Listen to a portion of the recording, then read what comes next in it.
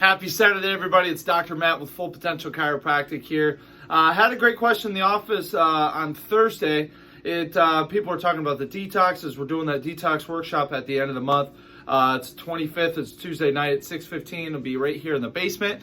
But they were asking, what's this detox all about? What do I have to do? Do I have to starve myself? Do I have to give up all my favorite foods? So the simple question is no, right? So yes, there are some shakes involved as far as protein shakes, and that's where the cleanses are coming out of. There's a lot of other things in it, but to keep it simple, right?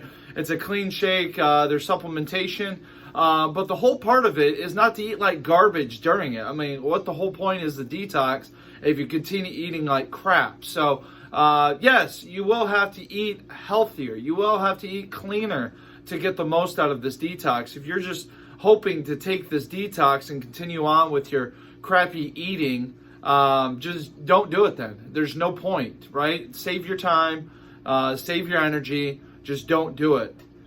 Because, I mean, it's all about trying to kickstart, right, your body so it moves in the right direction. If you feed it garbage while trying to do this, you're defeating the whole purpose. So if you're not willing for a month to eat clean, eat a little bit healthier, that means cut out the fast food, cut out a lot of the sugar, right? Just eat better, make better choices for a month while you're doing this detox. Then you'll see the big changes in how your body reacts and responds.